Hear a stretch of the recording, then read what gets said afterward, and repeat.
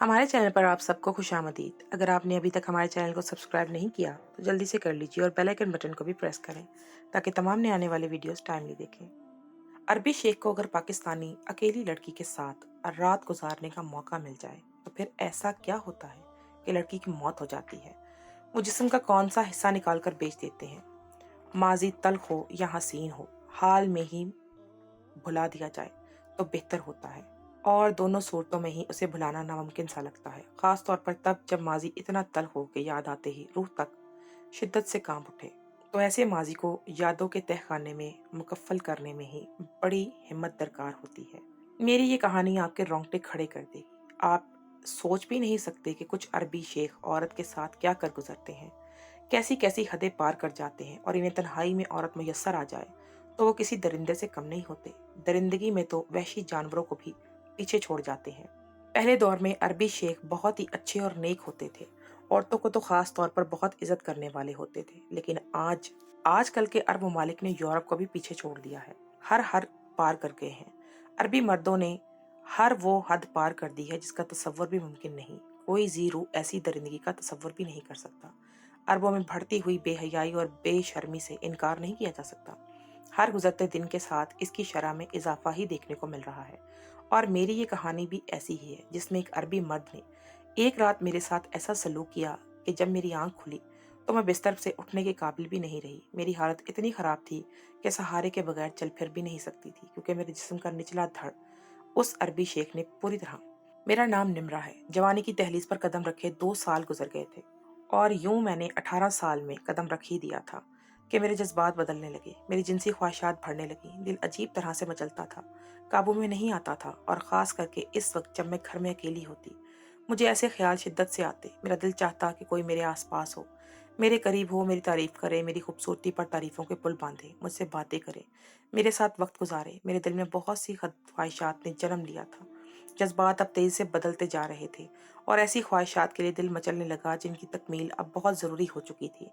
मेरा दिल चाहता था कि मैं खड़ी की खड़ी हो जाऊं और बाहर झांकती रहूं, और गली के लड़के मुझे देखें, मेरी तारीफ करें, मेरे हुस्न पर फरिश्ता हो जाएं। लेकिन अब्बा के खौफ से मैं ना खिड़की में खड़ी होती और ना ही दरवाजे पर जाती। अब्बा ने सख्ती से मना कर रखा था। और फिर मुझे अपनी ख्वाहिशात को पूरा करने का मौका, कोई ज़रिया जब नज़र ना आया तो मैंने इंटरनेट इस्तेमाल करना शुरू कर दिया। इंटरनेट की दुनिया में अपनी इन ख्वाहिशात की तकमील की कोशिश शुरू कर दी। ये इंटरनेट भी अब्बा ने मजबूरी में लगवाया था, क्योंकि वो दफ्तर के आने के बाद घर पे भी अपने दफ्तरी काम निपटाया करते थे। इसीलिए मजबूरी के तहत लगवाना पड़ा था। अम्मा ने खुद पैसे जमा करके मुझे बड़ी जिद पर मोबाइल फ़ोन दिलाया था।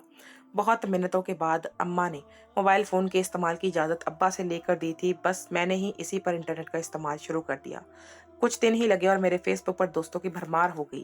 तरह तरह के ममालिक के लोगों से मेरी दोस्ती हो गई। मेरी कोशिश होती कि मैं ज़्यादातर गैर मुल्की लोगों से दोस्ती करूं, इन्हीं से अपने ताल्लुकात बढ़ाऊं। मगर मुझे पकड़े जाने का खौफ था, कहीं अब्बा को पता न लग जाए। मेरे वालिद बहुत ज़्यादा सख्त थे, इतने सख्त कि बिला वजह घर से बाहर निकलना भी पसंद नहीं करते थे। इन्हें पता चल जाता ये बात अगर, तो मुझसे मोबाइल फ़ोन ही वापस ले लिया जा सकता था। अब्बा तो ज़रूरत के वक्त घर से बाहर निकलने पर भी एहतियात करने का कहते, गैर मर्दों से बात करने की इजाज़त क्या देते। यही वजह थी कि मैंने अपने आप को महफूज करने के लिए परदेसी मर्दों में दिलचस्पी लेना शुरू कर दी और इन्हीं को अपनी फ्रेंड लिस्ट में शामिल करती गई। मैं इन्हें अपनी तस्वीरें भेजती और बदले में खूब तारीफें वसूल करती। वो मेरी खूबसूरती की तारीफ बयान करते और मेरा दिल सुकून हासिल कर लेता। मुझे बहुत अच्छा लगता। मैं जवानी के इस हिस्से में थी जहाँ मैं सही गलत सब कुछ भूल चुकी थी, हलाल हराम सभी कुछ। मुझे तो बस मर्दों से अपनी तारीफ सुनने की ख्वाहिश रहती, और यही ख्वाहिश मेरे दिल में भी चिंगारी की तरह जलती रहती। और जब कोई भी मर्द मेरी तारीफ कर देता, मेरे हुस्न को सराहता, मेरे वजूद की बारीकी को बयान करता, तो मुझे बड़ी खुशी का एहसास होता। मुझे लगता कहीं ना कहीं मेरे जज्बात को तस्कीन पहुंचेगी। ऐसे ही एक दिन मुझे फेसबुक पर एक लड़के का मैसेज आया जिसका नाम याहिया था। उसका ताल्लुक दुबई से था। वहीं का रिहायशी था। वो पाकिस्तानी लड़का था और वहाँ नौकरी की गर्ज से गया हुआ था और कई सालों से वहीं रिहाइश पजीर था। मेरी उससे बातचीत शुरू हुई तो मैंने उसे भी इसके कहने पर अपनी तस्वीर भेज दी। वो तो पूरी तरह मेरे हुस्न का दीवाना हो गया, मेरी खूबसूरती पर मर मिटा और कहने लगा, निम्रा, अगर मैं शादी करूंगा तो सिर्फ तुमसे करूंगा। ये मेरा आखिरी फैसला है। बस तुम ही अपनी बीवी के रूप में देखना चाहता हूँ। ऐसा पहली बार हुआ था कि जब किसी मर्द ने मुझे बाकायदा शादी के लिए प्रपोज किया था।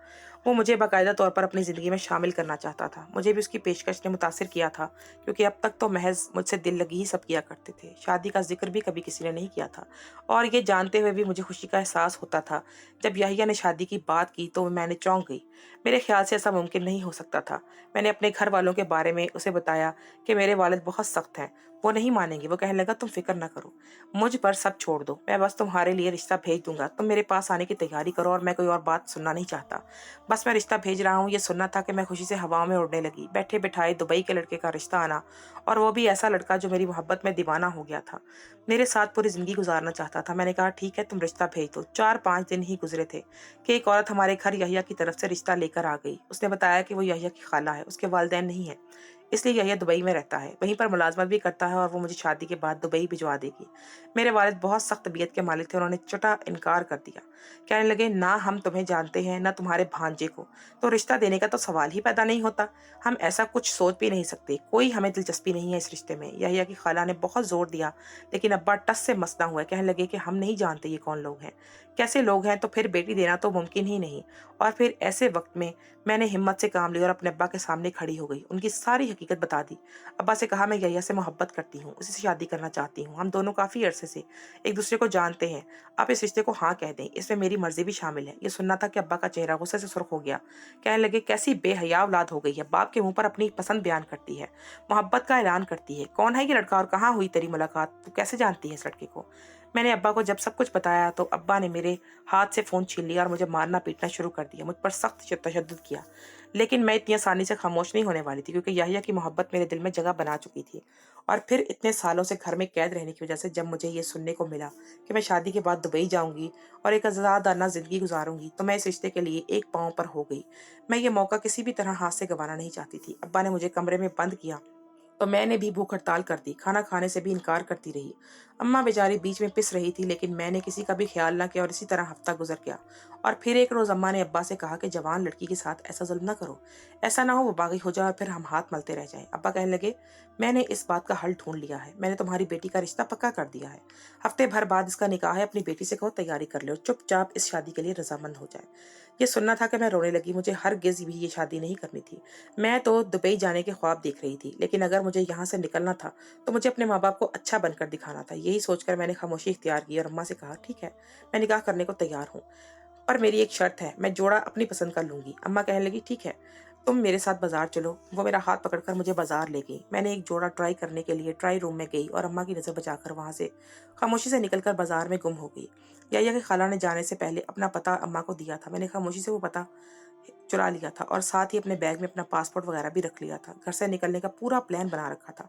इत्तफाकन कुछ अरसा पहले ही अब्बा ने मेरे उम्रे की नीयत से अम्मा का और मेरा पासपोर्ट बनवाया था, और वही पासपोर्ट मैं साथ ले आई थी, क्योंकि उसी की ज़रूरत आगे पड़ने वाली थी। मैं सीधे उसी पते पर गई और यही की खाला से कहा कि मुझे पनाह दे, मेरी मदद करें और मेरी शादी करवा कर भेज दे मुझे।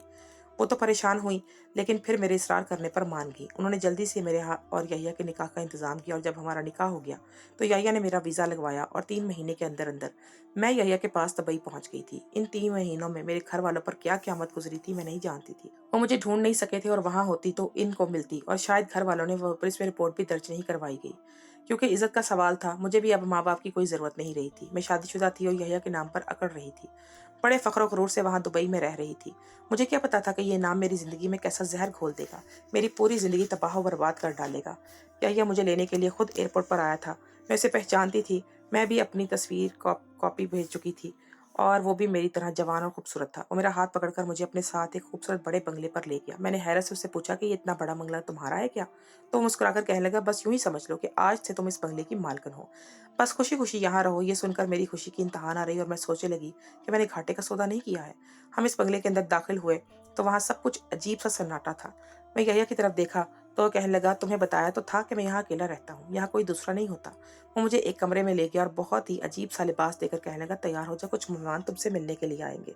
दरअसल यहाँ मेरे दोस्तों को मालूम है कि मेरी बीवी आने वाली है, बस इसीलिए मुझे दावत रखनी पड़ी, और दोस्तों की फितरत का तो तुम्हें पता ही होगा, कहाँ दावत के बगैर मानने वाले थे। ये सुनकर मुझे खुशी हुई कि उसने अपने जानने वालों के सामने मुझे कबूल किया था, मगर वो लिबास बहुत ही अजीब सा था।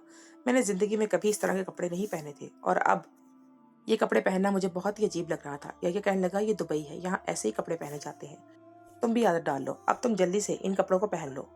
और बाहर आ जाओ, ये कहकर वो बाहर चला गया। मैं पूरे दिल से याहिया के नाम पर तैयार हुई और जब कमरे से निकली तो चौंक गई। एक बड़े से लाउंज में चारों तरफ कुर्सियां लगी हुई थी और इस पर बहुत से लोग बैठे थे। चारों तरफ मर्द ही मर्द थे, वहां कोई लड़की ना थी। याहिया ने मुझे सख्ती से कहा कि मैं इनके बीच में 2-4 चक्कर लगाऊं और सबको शरबत पेश करूं। ये सुनकर मैं कुछ घबरा गई। मुझे तो लगा था कि याहिया के दोस्त आएंगे तो इनके साथ इनकी बीवी बच्चे भी होंगे। मैं फैमिली समझी थी, लेकिन यहाँ तो सिर्फ मर्द थे जिनके सामने मुझे पेश होना पड़ा था। पहले ही मेरा लिबास ठीक नहीं था, फिर गैर मर्दों के आगे शरबत पेश करना मुझे अजीब सा लग रहा था। ऐसों कपड़ों में तो मैं इन मर्दों के गिर्द घूमना बहुत ही अजीब महसूस कर रही थी। खैर, शायद यहाँ के रस्म व रिवाज ही ऐसे होंगे। ये सोचकर मैंने यहिया का दिया हुआ शरबत इन मेहमानों के आगे पेश करना शुरू कर दिया। वो सब के सब मुझे चुभती हुई निगाहों से देख रहे थे। सर से पांव तक हर किसी ने मेरा जायजा ले लिया था। सभी ने मेरे वजूद पर गहरी नजर जमाए रखी थी। न जाने क्यों मुझे सबकी निगाहों में हवस का एहसास हुआ था। मैं अपने आप में शर्मिंदा हो रही थी और सोच रही थी कि बाद में इस बारे में याहिया से बात करूंगी। जब मैंने सबको शरबत पेश कर दिया तो याहिया ने मुझे वापस कमरे में भेज दिया। मैं जल्दी से कमरे में आकर बैठ गई और पता नहीं क्यों मेरी आंखों में आंसू आने लगे। मेरे लिए ये सब करना बहुत मुश्किल हो रहा था।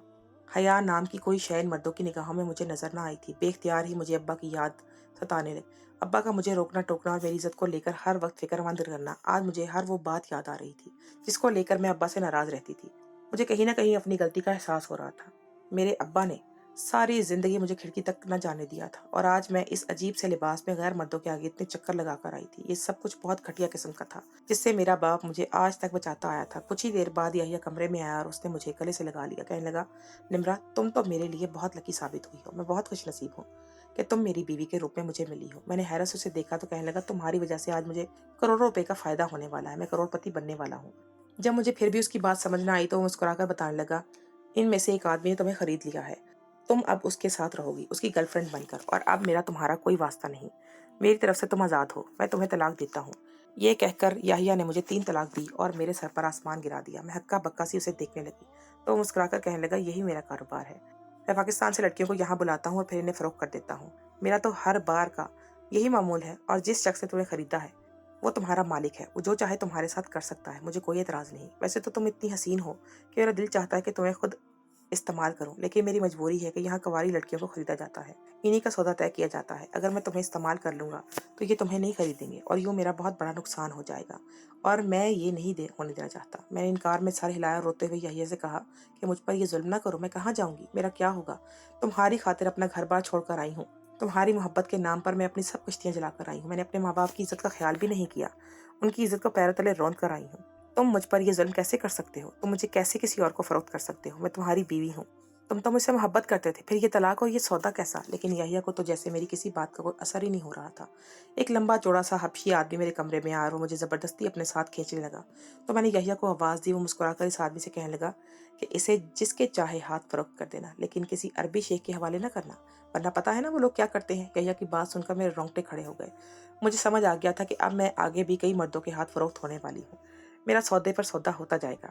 वो आदमी हंसकर कहने लगा, हाँ ठीक है, और फिर वो मुझे अपने साथ एक छोटे से घर में ले आया। वहां लाकर उसने मुझे बंद कर दिया। रो रो कर मेरा हाल खराब हो गया था। बार बार मुझे अपने अब्बा की एक बात याद आ रही थी कि हम ना याहिया को जानते हैं ना उसके घर वालों को। न जाने वो कैसे लोग होंगे। मैं अपनी बेटी को कैसे इनके हवाले कर दूं, कैसे इनके घर की इज्जत इनके नाम कर दूं। अब्बा की फिक्र का मतलब मुझे आज समझ आ रहा था, जब मैं सब कुछ खो चुकी थी और तबाही के दहाने पर खड़ी थी। मैं अपने ही हाथों अपनी ज़िंदगी को तबाही के मुकाम पर ले आई थी और फिर मेरी ज़िंदगी का बदतरीन दौर शुरू हो गया। हर रात मेरे साथ खेल खेला जाने लगा। हर रात किसी न किसी के अलग मुल्क के बाशिंदा आता और मेरे साथ रात गुजारता। मेरे वजूद के साथ हर तरह की मेरी रूह को भी नए सिरे से जख्मी करता। ज़्यादातर मेरा वास्ता हिंदू मर्दों से पड़ा था जो नौकरी की घर से दुबई आए हुए थे और तन्हाई का शिकार होकर मेरे जैसी लड़कियों को खरीदने लगे थे। वक्त गुजारी के लिए लड़कों को खरीदते थे।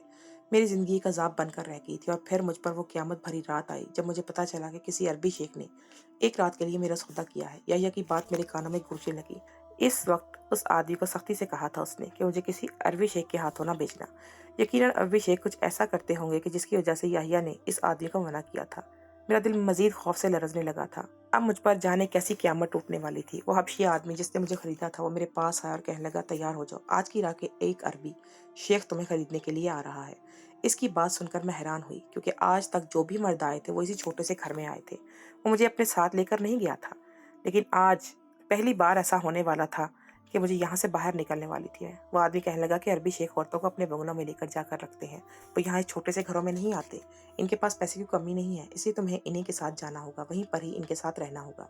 वो अफी आदमी बहुत ही टूटी फूटी उर्दू में बात करता था, लेकिन उसकी बात मुझे समझ आ जाती थी और ये सोचकर मेरी मजीद जान निकलने लगी थी कि मुझे इस अरबी शेख के साथ इसके बंगले पर जाना होगा। वो न जाने वहां ले जाकर मेरे साथ कैसा सलूक करता।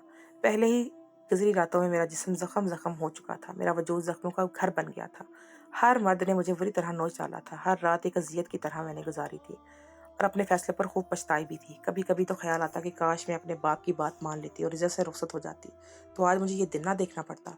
तो कभी मुझे लगता कि ये सब मेरे माँ बाप की बद्दुआओं की बदौलत हुआ है, मेरा कसूर ही था जो बागी हो गई। मैंने अपने वालिदैन का बहुत दिल दुखाया था, इनकी मर्जी के खिलाफ जाकर ये सारे फैसले किए थे, शायद इसी की सज़ा मुझे मिल रही है। मैंने सरबी शेख के साथ जाने से इनकार कर दिया। वो हबशी आदमी मेरे करीब आया और उसने इतनी जोर का थप्पड़ मुझे मारा कि मैं ज़मीन पर गिर गई। वो लंबा चौड़ा आदमी था, उसका एक ही थप्पड़ मुझे जेर करने के लिए काफ़ी था। वो गुर्रा कर कहने लगा, अगर तुम खुद से तैयार ना हुई तो मैं तुम्हें बरहना करके इस शेख के साथ भेज दूंगा। उसकी बात ने मेरे दिल में ऐसा खौफ डाला कि मैं जल्दी से खुद ही तैयार हो गई और फिर वो अरबी शेख मुझे लेने के लिए आ गया। वो एक दरमियाने से कद का दुबला पतला सा शेख था। उसे देखकर मुझे खौफ का एहसास नहीं हुआ था और ना ही ऐसा लगा था कि वो मेरे साथ कुछ बहुत ज़्यादा गलत कर सकता है। पहले ही इतना कुछ गलत हो चुका था कि अब इज्जत लुटवाने का तो डर भी नहीं बाकी बचा था। जाने किस नौयत का जुल्म ये ढाने वाला था। मैं खामोशी से उसके साथ गाड़ी में बैठ गई और वो शेख मुझे अपने बंगले पर ले गया। वहां ले जाकर उसने मुझे एक बड़े से बेडरूम में बिठा दिया और फिर खुद न जाने कहाँ चला गया। एक मुलाजिम मेरे पास आया तो उसके हाथ में शरबत था, मुझे शरबत देकर चला गया और मैंने वो शरबत पी लिया। कुछ ही देर में मेरी आंखें बंद होने लगी तो मैं बिस्तर पर लेट गई। न जाने कितनी रातें गुजर गई थी कि मुझे सोने को नहीं मिला था।